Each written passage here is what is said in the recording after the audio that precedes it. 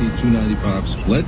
The other southbound Baltimore-Washington Parkway as you come up on Route 50. En el carril dirección sur de la carretera Baltimore-Washington, el tráfico se detiene a medida que los coches se acumulan alrededor de una salida restringida especial que desaparece entre la maleza. Más allá, oculta y protegida por vallas electrificadas y guardias armados, se encuentra la agencia más grande, más secreta y más tecnológicamente avanzada del mundo. La Agencia de Seguridad Nacional, o NSA.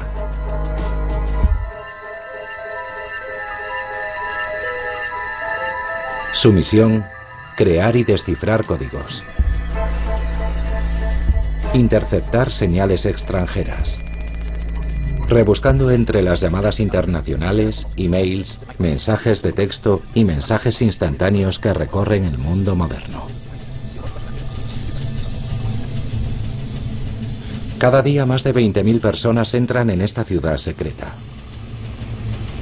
Al contrario que los agentes encubiertos de la CIA, que espían en territorio hostil, los espías de la NSA utilizan la tecnología al servicio de la que se considera la mayor colección de matemáticos, lingüistas e informáticos del planeta. El escritor James Bamford lleva 25 años escribiendo sobre la NSA. Quienes la conocen bromean con el significado de sus siglas. Esta agencia no existe, y los que trabajan allí bromean diciendo que significa nunca digas nada.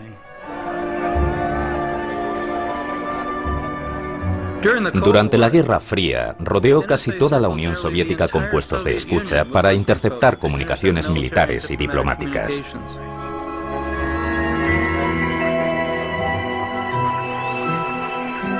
Incluso escuchaba a los líderes rusos llamando al Kremlin desde sus limusinas. En su cuartel general de Fort Meade, utilizaba hectáreas de superordenadores para descifrar comunicaciones codificadas. Pero cuando cayó la Unión Soviética, emergió un nuevo enemigo. Uno para el que la NSA no estaba preparada. Ese enemigo era Al-Qaeda. Eric Hasseltine era el director de investigación de la NSA. Los rusos eran fáciles de localizar y difíciles de matar. Los terroristas son difíciles de encontrar y fáciles de matar. Al-Qaeda era un objetivo pequeño, diseminado y en continuo movimiento. Atrincherados en campamentos de entrenamiento en las montañas, sus soldados se comunicaban por móviles o teléfonos vía satélite. El trabajo de la NSA consiste en localizar al enemigo, pero pasaron de buscar a un enemigo conocido, sabían quiénes eran y dónde estaban, a uno totalmente desconocido, no sabían quiénes eran ni cómo se comunicaban. Para la NSA el reto era cambiar las tácticas para enfrentarse a un adversario cada vez más peligroso. En ciudades de Asia y de Oriente Medio, los agentes de Al-Qaeda utilizaron cabinas públicas y cibercafés para planear una serie de atentados que culminarían con los ataques del 11S.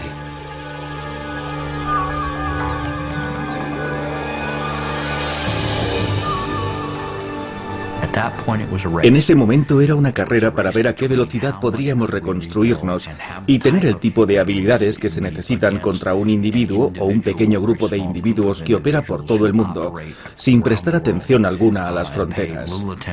¿Es eso posible? ¿Se puede reconstruir una comunidad de inteligencia a tiempo? Esas preguntas aún resuenan hoy. Estaba la Agencia de Seguridad Nacional, la organización responsable de interceptar llamadas y mensajes extranjeros, escuchando a Al-Qaeda antes del 11S. ¿Qué papel jugó la NSA? ¿Estamos más seguros hoy?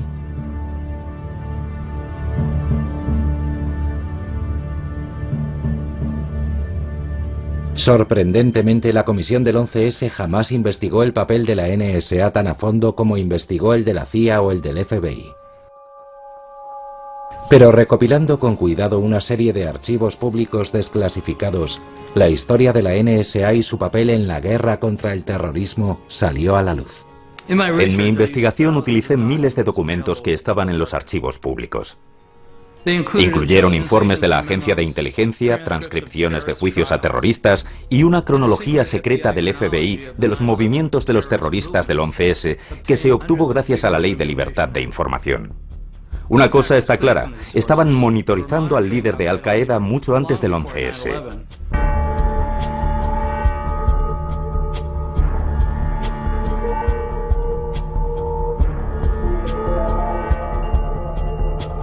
En noviembre de 1996, un conocido contacto de Al-Qaeda compró un teléfono satélite Inmarsat en una tienda a las afueras de Nueva York.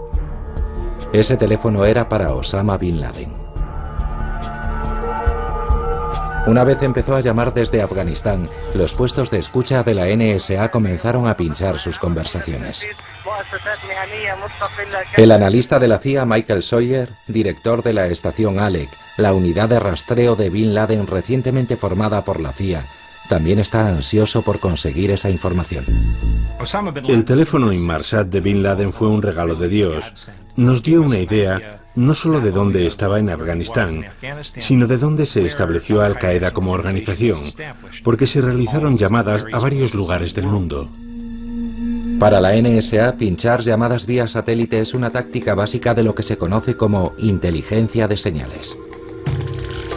Los teléfonos Inmarsat transmiten señales directamente a un satélite que está en órbita sobre el Océano Índico.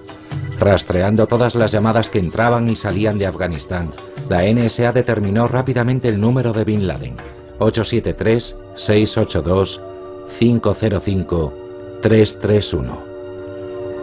Una vez conseguida esa información, intentan concentrarse en ambos interlocutores, escuchando a Bin Laden gracias a un inmenso plato que está en el espacio y a su interlocutor con una enorme antena situada en tierra. La inteligencia de señales es uno de los tipos de inteligencia disponibles más importante. Las comunicaciones electrónicas están en el aire.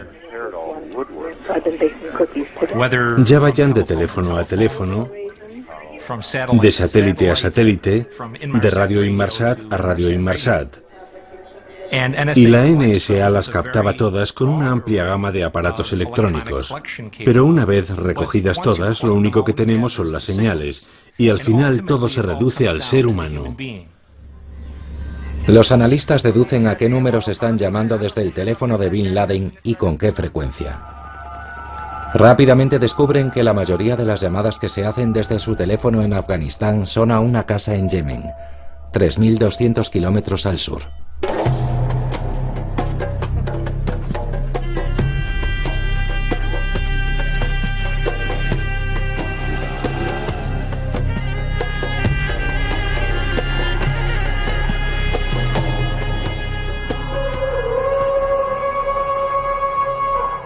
Yemen es crucial para entender cómo opera Al-Qaeda.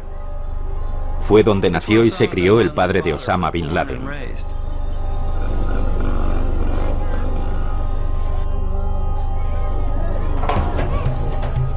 Su cultura es de clanes y secretos. No me sorprendió que Bin Laden escogiera su capital, Sanaa, para establecer su cuartel general logístico y de comunicaciones. Lo que me sorprendió fue encontrarlo escondido en uno de los barrios más pobres de la ciudad.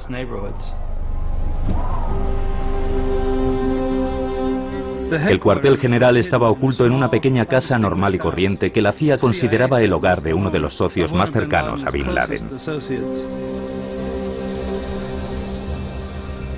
Las llamadas de Bin Laden no estaban encriptadas, por tanto el superordenador de la NSA no tenía que descifrar ningún código. En su lugar, los interceptores de voz y los lingüistas de la NSA tuvieron que traducir concienzudamente, transcribir y posteriormente resumir todas las llamadas. Los resúmenes se compartían con la CIA, pero sus analistas de la estación ALEC querían más. Creían que, únicamente estudiando cuidadosamente cada palabra, sería posible entender las intenciones de Bin Laden. Con el tiempo, si leías suficientes conversaciones, llegabas a deducir que tal vez botella de leche no significaba botella de leche. Y si la seguías durante un tiempo, desarrollabas el sentido de lo que estaban hablando en realidad. Pero no era posible hacerlo sin la transcripción literal. Fuimos a Fort Meade a pedirle las transcripciones a la subdirectora de operaciones de la NSA. Y ella nos respondió, no vamos a compartirlas con vosotros. Y ahí se acabó todo. La NSA ha rechazado todas las peticiones de entrevistas realizadas para este documental, pero su política desde su fundación ha sido la de no compartir datos ni siquiera con otras agencias de inteligencia. Sawyer estaba tan determinado a conseguirlas que convenció a la CIA para que construyera su propia estación de tierra. Pero sin un satélite, solo lograrían acceder a la mitad de las conversaciones. Las escuchábamos, las traducíamos, se las enviábamos a la NSA y les pedíamos las otras mitades para poder entenderlas mejor. Pero nunca las recibimos. Un ataque terrorista contra los americanos al otro lado del mundo. 7 de agosto de 1998. Al-Qaeda ataca 2 embajadas americanas en África Oriental. El principal sospechoso es Osama Bin Laden. Tanto la NSA como la CIA estaban monitorizando la red de Al-Qaeda, pero ninguna de las dos agencias advierte sobre esos 2 ataques coordinados. Teníamos informes de nuestras fuentes de inteligencia en África Oriental sobre una posible operación que Al-Qaeda estaba preparando en algún lugar de la costa este de África, pero nunca supimos exactamente dónde. Los ataques a las embajadas se producen técnicamente en suelo americano, por tanto acude el FBI y se entera de lo de la casa en Yemen. Me enteré de lo del centro de comunicaciones de Yemen cuando llegué a Nairobi después del atentado a la embajada. Esa casa era el punto de reunión de los agentes de campo. Desde ese número llamaban a Bin Laden para pasarle información y recibir instrucciones. Con solo un puñado de métodos para localizar el paradero de Bin Laden, satélites de reconocimiento, espías en tierra y la inteligencia de señales, la experiencia de la NSA es cada vez más importante. Si solo son un pequeño grupo de gente que se esconde por ahí en una cueva, estás buscando una serie de objetivos muy pequeños en lugar de un gran ejército o de un complejo de misiles. Por tanto, la información a base de imágenes tenía menos valor. Es más relevante el factor humano en un entorno en el que las redes terroristas están formadas por parientes. Resulta más difícil conseguir información en ese tipo de ambiente. Creo que la NSA empezó a entender que se había vuelto más importante en la guerra contra el terrorismo. Un barco americano fue atacado en Yemen. 12 de octubre de 2000. Al-Qaeda vuelve a atacar. Esta vez su objetivo fue el USS Cole, atracado en la costa de Yemen. Se infiltraron entre las autoridades portuarias. El sospechoso es Osama Bin Laden. De nuevo, los servicios de inteligencia de los Estados Unidos son incapaces de avisar con antelación del ataque. Frank Blanco, director ejecutivo de la NSA por aquella época, decía que la NSA aún se enfrentaba a las tácticas de los terroristas con tecnología de la Guerra Fría. Son objetivos ambulantes que utilizan una amplia gama de métodos de comunicación, teléfonos móviles, portátiles. La NSA se puso a pensar: ¿qué tecnología es realmente necesaria? ¿Cuánto va a costar y de dónde vamos a sacar el dinero? El dinero es un tema acuciante. Tras la Guerra Fría, el Congreso redujo el presupuesto de la NSA en 1/3 y la criticó por violar las leyes de privacidad. Me preocupa la intimidad de los americanos. No hay excusa legítima para eso. Es intolerable pensar que el gobierno de los Estados Unidos sea el gran hermano. Por ley, prohibieron a la NSA espiar en suelo americano sin la aprobación de un tribunal especial creado por la FISA, la Ley de Vigilancia de Inteligencia Extranjera. Me sorprendió que Michael Hayden, director de la NSA, me dijera que monitorizaban a menos de media docena de personas en Estados Unidos. Estaba muy ocupado luchando contra la imagen que daba Hollywood de la NSA, como se vio en la película Enemigo Público. National Security Agency conducts worldwide surveillance, fax, phones, satellite communication. The only ones in the country, including the military, could possibly have anything like this. A los que trabajamos en inteligencia, películas como Enemigo Público nos parecen cómicas porque nos hacen parecer omniscientes, como si pudiéramos ver todo lo que quisiéramos, y no es así. No es así en absoluto. Tal vez recojas un montón de información, pero no sabes lo que tienes. En realidad, el reto tecnológico más importante era cómo tratar tal cantidad de información. Encontrar puntos, unir esos puntos y entender esos puntos. Ese es el problema. A finales de diciembre de 1999, la NSA encontró algo muy importante. Interceptó una llamada inquietante a la casa de Yemen.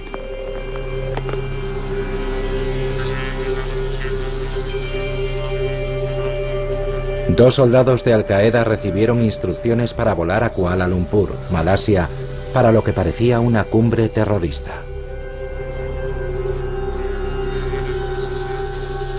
Dichos soldados eran Khalid al-Midar y Nawaf al-Hazmi.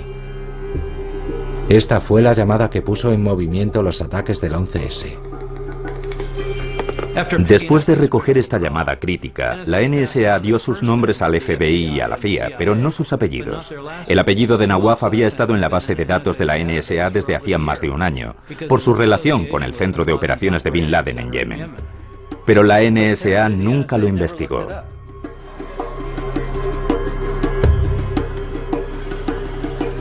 La CIA encontró el nombre de al-Midar en su base de datos. Pidieron a los agentes de seguridad que hicieran una copia de su pasaporte al pasar por un punto de control en Dubái. Cuando los analistas del cuartel general de la CIA lo vieron, se quedaron sorprendidos al ver un visado válido de los Estados Unidos en su interior. La estación Alec, la unidad de Bin Laden de la CIA, puso a dos agentes en el caso, Doug Miller y Mark Rossini. En cuanto llegaron a Kuala Lumpur, la CIA solicitó al Servicio de Inteligencia de Malasia que vigilara a esos sujetos y averiguara todo lo que pudiera. Sacaron fotografías, los siguieron y supimos que uno de ellos tenía un visado para Estados Unidos. Temiendo que un terrorista de Al-Qaeda pudiera dirigirse a Estados Unidos, los agentes pensaban decírselo al FBI. Pero un oficial de la CIA no se lo permitió. Supongo que yo era el agente de mayor antigüedad. Así que me dirigí a la agente que estaba asignada a la célula yemení, a los agentes yemeníes. Y le dije, ¿qué ocurre? Tenemos que contarle esto al FBI. Estos son peligrosos. Uno de ellos tiene un visado para entrar en Estados Unidos. Tenemos que decírselo al FBI. Y ella me dijo, no es un caso del FBI, no es jurisdicción del FBI. Se lo dije a Doug. Le dije, ¿qué podemos hacer? Si hubiéramos cogido el teléfono y hubiéramos llamado al FBI, habríamos infringido la ley. Yo habría infringido la ley. Me habrían echado del edificio. Me habrían quitado los carnés y me habrían despedido. Esto es lo más increíble de la historia. La CIA tenía agentes del FBI trabajando en su unidad de Bin Laden, pero cuando estos agentes se enteraron de que uno o quizá dos de los terroristas tenían visados para entrar en Estados Unidos y se dirigían allí, la CIA no les permitió contárselo a su propia gente.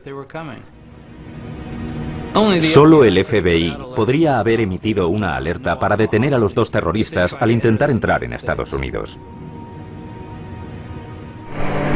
15 de enero de 2000, Aeropuerto Internacional de Los Ángeles. Aterriza el vuelo número 2 de United Airlines procedente de Bangkok, donde la CIA perdió la pista de al-Midar y de al-Hazmi. Pasaron por el Departamento de Inmigración de Estados Unidos sin ser detectados. En 2 semanas se estaban moviendo anónimamente por un barrio de San Diego. El FBI redactó un informe cronológico como parte de su investigación de los ataques del 11S. La copia desclasificada muestra los movimientos y las actividades de los secuestradores mientras estaban escondidos en Estados Unidos. Se sacaron el carné de conducir con sus nombres reales. Utilizaron un banco local para recibir transferencias internacionales de un conocido jefe económico de Al-Qaeda. Su número de teléfono incluso figuraba en las páginas blancas de San Diego. Al-Hazmi Nawaf M. 858-279-5919. La CIA no podía operar en el interior de Estados Unidos y el FBI no sabía que estaban aquí. El único modo de rastrear a los terroristas era que la NSA monitorizara las llamadas telefónicas a la casa de Yemen. Pero 9 días después de la llegada de al-Hazmi y de al-Midar a California, la NSA tuvo un fallo catastrófico. Recuerdo haber recibido una llamada de teléfono el 24 de enero de 2000, que comenzó con un «Tenemos un problema».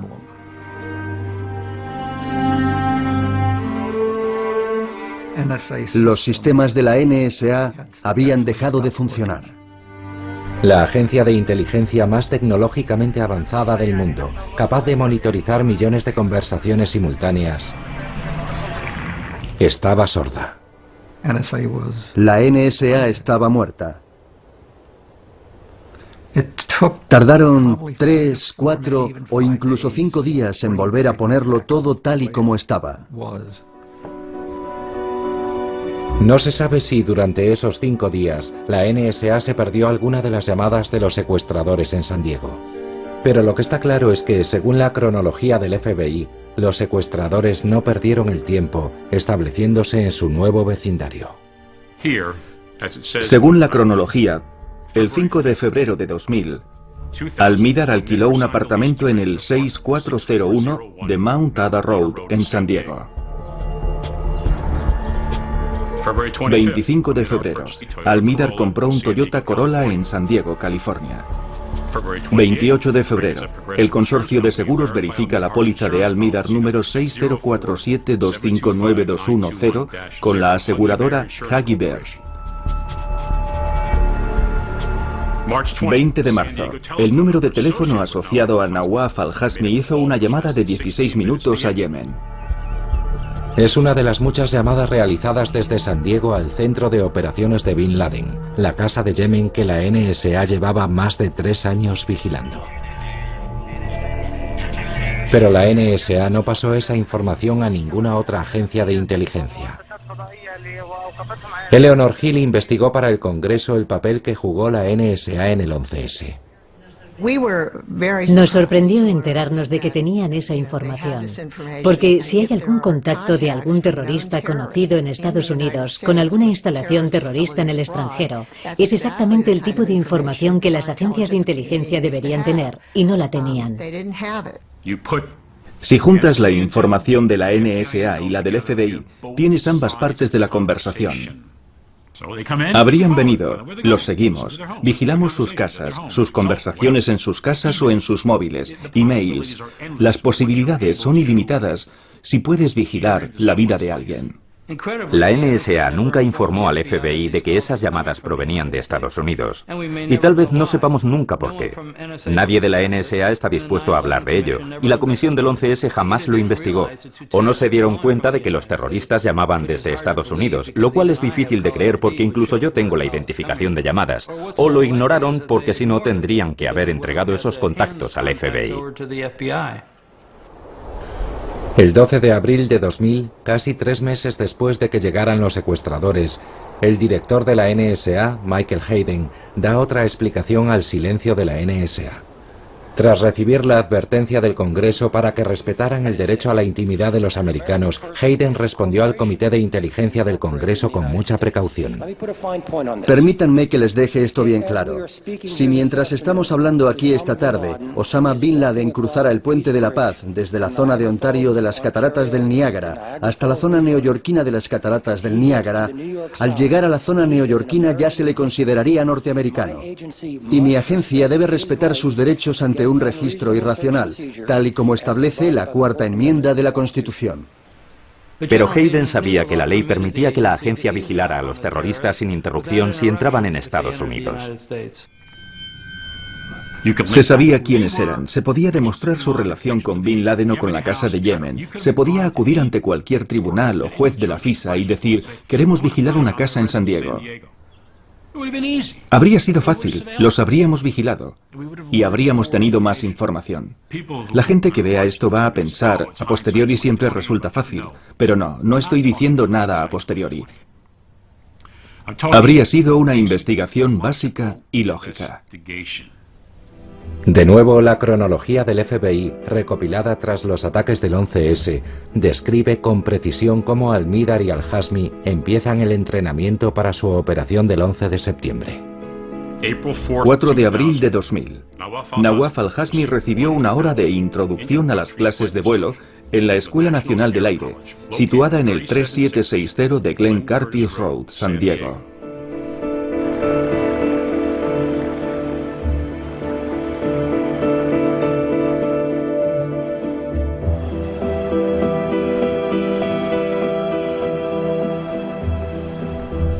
...4 de mayo... Khalid Al-Mihdhar compra con la tarjeta de crédito 2 kits de entrenamiento Jepsen. 10 de junio de 2000... Al-Mihdhar sale de Estados Unidos en el vuelo Lufthansa 457 desde Los Ángeles, California, hacia Frankfurt, Alemania. Khalid Al-Mihdhar volvía a casa para conocer a su hijo recién nacido. Los siguientes 13 meses viviría con su mujer y su hijo en la casa de Yemen, la casa que estaba siendo vigilada por la NSA. Incluso solicitó un nuevo visado americano que increíblemente recibió. 8 de diciembre del año 2000, Hani Hanjour, otro secuestrador del 11S, aterriza en San Diego. 3 días después se une a Nawaf Al-Hazmi en un viaje por carretera hacia Nueva Jersey, donde se reúnen con el resto de los secuestradores. Una vez más, la cronología del FBI recopilada tras los ataques documenta el viaje de 5 meses. 1 de marzo de 2001. Hanjour está 8 horas entrenando en el simulador de JetTech. 1 de abril. Al-Hazmi recibió una multa por exceso de velocidad y una citación por no llevar cinturón de seguridad. 1 de mayo. Al-Hazmi denunció en el Departamento de Policía del Condado de Fairfax, Virginia, que había sido atracado por un varón de raza negra.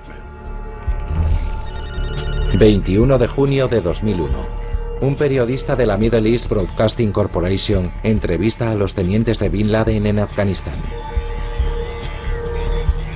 Insinúan que muy pronto puede haber un ataque importante.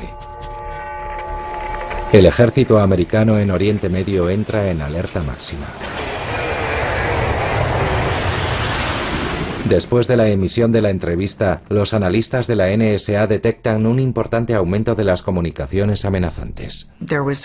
Había una gran expectación sobre un posible ataque de Al-Qaeda hacia intereses americanos. La mayoría creía que iba a ser en el extranjero. Por tanto, trágicamente, se centraron en su trabajo, que era mirar hacia el extranjero, en vez de examinar lo que ocurría en Estados Unidos, por considerarlo trabajo del FBI. Y la cronología sigue. 4 de julio de 2001. Al-Mihdhar entró en Estados Unidos en el vuelo 53 de Arabia Saudí a través del JFK en Nueva York, utilizando un visado B1 de negocios e informando de que su dirección temporal sería el Hotel Marriott, Nueva York. Se trata del Hotel Marriott del World Trade Center.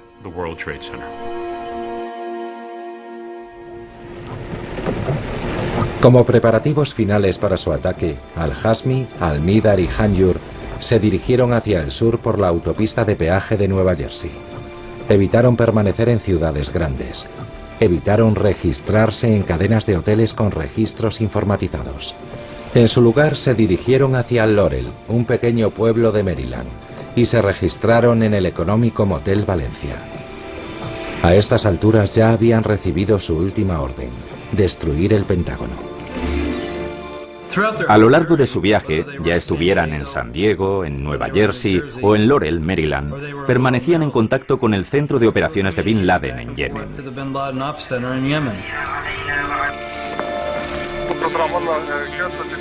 La NSA vigilaba dicho centro grabando las conversaciones y transcribiéndolas. Pero nunca alertó a ninguna otra agencia de que los terroristas estaban desplazándose por todo el país y se dirigían hacia Washington.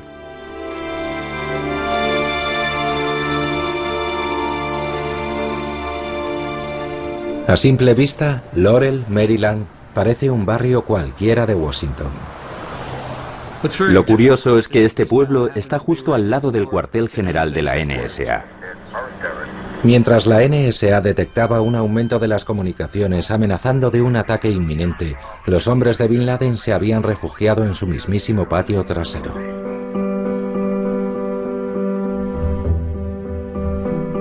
August 18 de agosto, Hani Hanjour, alquiler de un buzón número 433. El día antes de los secuestros, Nawaf Al-Hazmi, Walmart, $36,65. Food Factory. Khalid Al-Mihdhar. 6 de septiembre de 2001. Nawaf Al-Hazmi. Khalid Al-Mihdhar. Hani Hanjour. Gimnasio Golds, Greenbelt, Maryland. Los secuestradores pasaban desapercibidos. Incluso cuando compraron armas improvisadas para los secuestros, lo hicieron en una armería situada justo al lado de la NSA. Nadie pensaba que lo que hacían fuera sospechoso. Por tanto, tenemos dos grupos. Uno, los terroristas que estaban planeando el atentado más grande de la historia de Estados Unidos. Y otro, la NSA, que había estado escuchando algunas de sus llamadas durante años.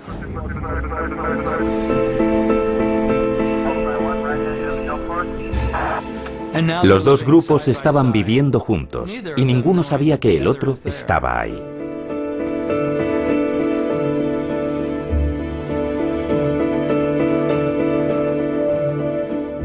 Lo trágico es que si el general Hayden hubiera mirado por su ventana del 8º piso hacia el oeste, hacia Laurel, a 3 kilómetros de distancia, podría haber visto el motel en el que estaban viviendo los secuestradores. Es una de las ironías más grandes de la historia de la inteligencia americana.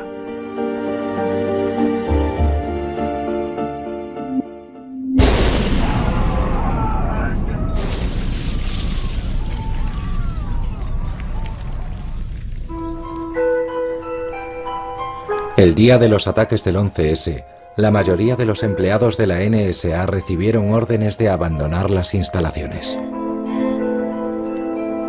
Por miedo a convertirse en otro objetivo, los pocos que se quedaron dejaron sus despachos y bajaron a plantas más bajas.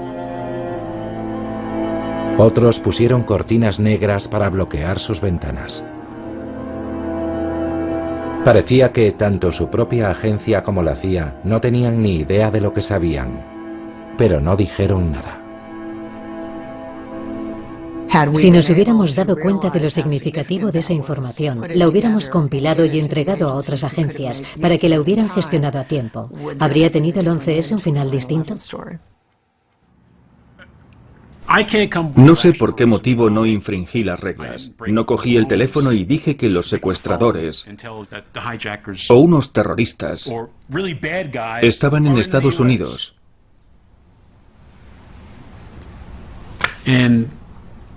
Y no sé si algún día podré asumirlo. No lo sé. No lo sé.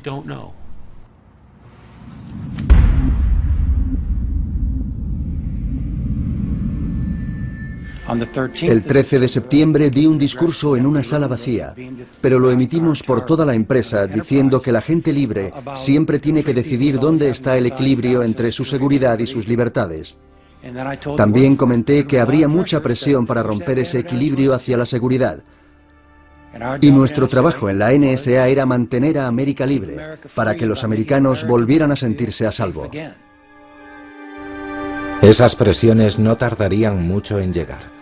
Cuando el vicepresidente Cheney le pregunta a Hayden qué más puede hacer la NSA, este responde: no mucho sin infringir las leyes de la FISA. Las leyes que obligaban a la NSA a obtener una orden para escuchar a los americanos.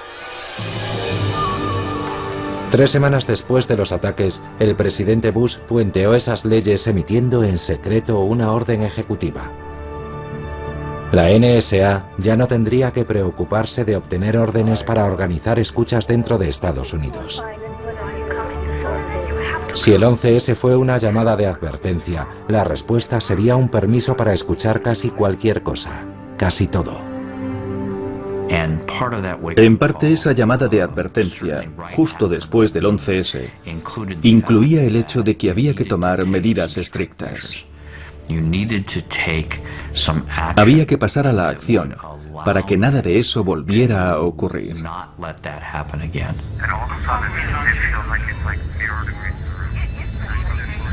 Pero para que el nuevo programa funcionara, Hayden debía modernizar por fin la Agencia de Seguridad Nacional.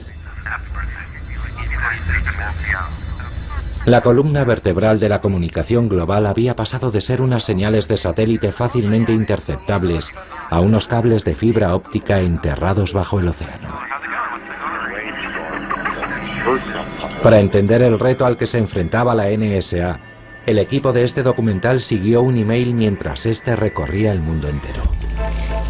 En Kuala Lumpur, la capital de Malasia, James Bamford está investigando la red de comunicación de Al-Qaeda.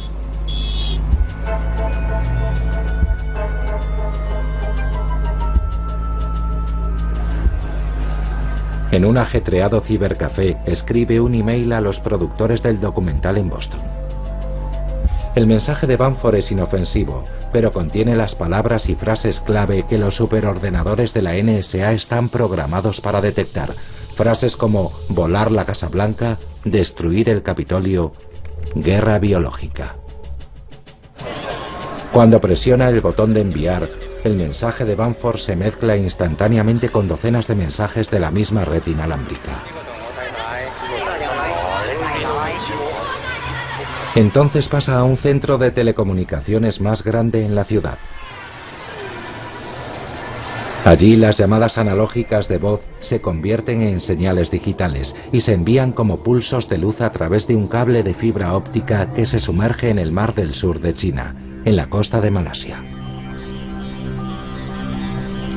Por el camino, el mensaje de Bamford se mezcla con miles de llamadas, emails y faxes en docenas de idiomas, emitidos desde cientos de ciudades asiáticas.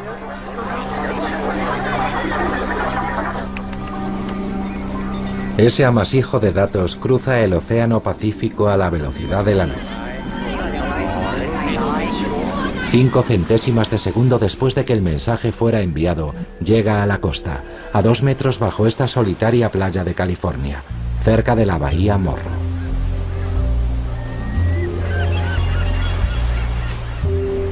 Allí, bajo las gaviotas y los surferos con sus trajes de neopreno, llegan las comunicaciones asiáticas.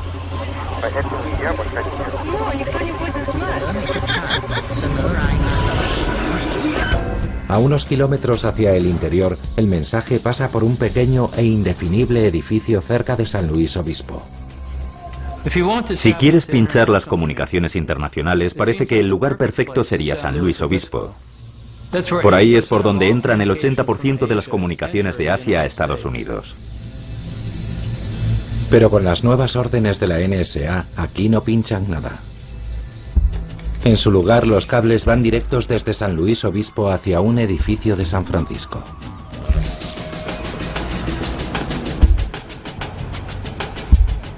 En dicho edificio, el 611 de Folsom Street, está la centralita regional de AT&T. Todo el tráfico internacional pasa por la 7ª planta. Y es aquí donde tuvo lugar el cambio crucial. La 7ª planta es también donde se redirige el tráfico doméstico de AT&T. Una cacofonía de millones de conversaciones. Llantos y risas, esperanzas y sueños. Emails, faxes, extractos bancarios, reservas hoteleras, poemas de amor, avisos de defunción.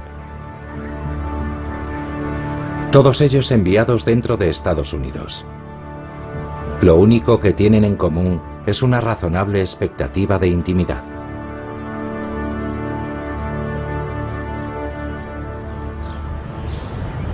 En 2003, un ingeniero de AT&T se da cuenta de que los cables de la 7ª planta habían sido redirigidos y que una copia exacta de todo el tráfico, tanto doméstico como internacional, ahora también se envía a una sala secreta situada una planta más abajo. Era obvio que se trataba de algún tipo de instalación de la NSA. Pensé que lo que estaban haciendo era una copia completa de todos los datos de Internet. Eso significaba espiar aleatoriamente inmensas cantidades de datos domésticos y de datos internacionales. Cuando oía la palabra escucha, siempre me imaginaba a alguien con gabardina, sombrero negro y gafas de sol, espiando a oscuras, pinchando una conversación telefónica esperando que nadie se diera cuenta. Pero lo que hicieron en esa instalación se hizo a plena luz del día. Cortaron los cables de fibra óptica y los reconectaron a un filtro. Lo que construyeron fue una instalación capaz de monitorizar todas las comunicaciones que pasan a través de ella. Brian Reed, experto en telecomunicaciones, ha examinado los documentos internos de AT&T proporcionados por Klein, que muestran que la sala secreta contiene equipos electrónicos diseñados para la inteligencia de señales. Equipos programados para examinar millones de mensajes, buscando palabras clave como las que había enviado Banford desde Kuala Lumpur. El equipo más curioso de toda esa sala es un sistema de monitorización totalmente flexible al que pueden decirle en un momento: monitoriza todas las conversaciones que contengan la palabra colibrí. Monitoriza todas las conversaciones que vayan hacia Mobile, Alabama. Monitoriza todas las conversaciones que contengan la palabra colibrí y que vayan hacia Mobile, Alabama. La NSA había puesto su inmenso oído a escuchar a América. Basándome en todo lo que sé, creo que hay entre 15 y 30 de estas salas secretas por todo el país. La legislación post-11S autorizaba a la NSA a escuchar a los americanos tanto dentro como fuera de Estados Unidos, sin la necesidad de obtener una orden de un tribunal. Después del 11S nos dejaron al mando de un nuevo sistema capaz de interceptar comunicaciones vía satélite en Irak, Afganistán y zonas circundantes. Las llamadas y los datos de Oriente Medio y del norte de África se recogen y transmiten a un puesto de escucha situado en las colinas a las afueras de Augusta, Georgia. Como interceptora de voces, Adrian Kinney escuchó algunas de esas llamadas.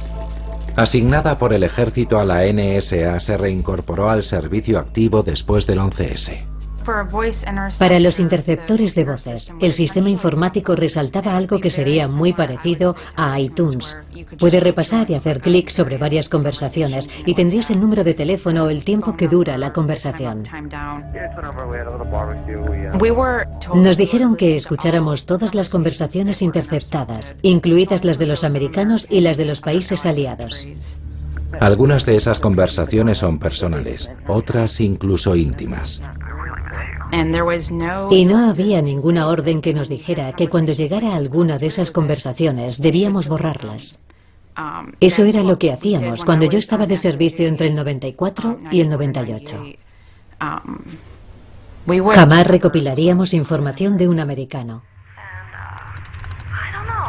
No me parecía bien que escucháramos esas conversaciones, que yo estuviera escuchándolas.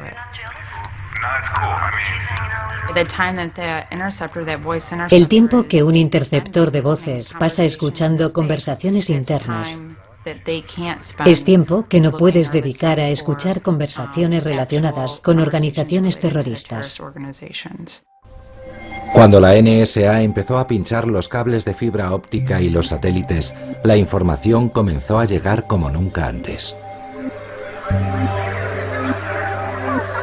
Según un estudio del Congreso de 2008, algunas fuentes de datos de inteligencia crecen a una tasa de 4 petabytes. Esos son 4.000 billones de bytes por mes, el equivalente a 12 ficheros completos de información nueva por cada ciudadano y cada año. Pero, ¿qué significa todo esto? Los ordenadores nos dicen lo que son las cosas. Aquí están los datos que has pedido. No dicen qué significan. Por tanto, tenemos que trabajar para combinar el poder de los ordenadores con el poder de los humanos. Un software especializado puede ayudar a extraer información importante basándose en un contexto y un significado. El Dr. Robert L. Pop realiza investigaciones avanzadas con este tipo de programas, conocidos como clasificadores. Digamos que queremos crear un clasificador para Al-Qaeda. El concepto Al-Qaeda. La cosa funcionaría así. Tú, como analista, tendrías que encontrar documentos, ya sean emails, artículos en Internet o lo que sea, pero esos documentos tienen que estar siempre, según tu criterio, relacionados con el concepto Al-Qaeda. En el futuro, depurando el software y junto con un poder informático suficiente, esos clasificadores podrían reducir potencialmente las montañas de información que los analistas deben examinar. La siguiente frontera sería poder decir: Ordenador, ¿ves alguna asociación atípica en la que yo no me he fijado y en la que tú crees que debería fijarme que esté relacionada con algún tipo de amenaza contra nuestro país? Pero la mayoría de expertos coinciden en que eso puede tardar décadas y solo podría ayudar a extraer información de documentos, emails y faxes. En cuanto a las conversaciones humanas se refiere, la tecnología no sirve de nada. Aún se requiere la presencia de agentes con cascos para escucharlas.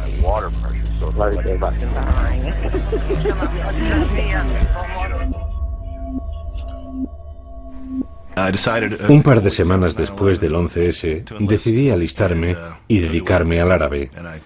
En aquella época esperaba capturar a Osama. David Murphy Folk fue uno de los miles de nuevos lingüistas entrenados para trabajar en el Centro de Operaciones de Inteligencia de Señales de la NSA. La NSA se gasta literalmente miles de millones de dólares en obtener señales, en procesarlas, en moverlas de un lado a otro sin que la gente se entere, de llevarlas hasta un traductor que pueda darles algo de sentido y escribir una transcripción. Me encontré con muchos traductores que no cumplían los requisitos mínimos en habilidades del lenguaje y que controlaban un equipo muy caro y complicado sin el conocimiento necesario para hacerlo adecuadamente. Antes del 11S, el presupuesto destinado a inteligencia era de 26.700 millones. En 2008, ese presupuesto casi se dobla. La parte correspondiente a la NSA es secreta, pero se cree que es más de un tercio. Más que los departamentos del Tesoro, Interior o Trabajo. En sus filas hay más de 35.000 trabajadores. Dado el dinero adicional que se han gastado ahora en reconstruir la comunidad de inteligencia y sus capacidades, ¿estamos más seguros como nación? En mi opinión, la respuesta sería que sí. No hemos sufrido ningún otro ataque, estamos mejor coordinados y compartimos más información. Pero, ¿podemos relajarnos y bajar la guardia? No. Creo que si lo hacemos, corremos el riesgo de cambiar esa respuesta. Resulta muy difícil trazar una línea entre donde termina la inteligencia exterior y donde comienza la doméstica. Eso no significa que queramos que nuestras agencias de inteligencia exterior espíen cada rincón de América, pero sí significa que hay que tener un buen canal de comunicación y coordinación entre las agencias exteriores como la CIA y la NSA y las agencias domésticas como el FBI, porque si no lo tienes se nos van a escapar algunos detalles, y eso fue lo que pasó exactamente el 11S.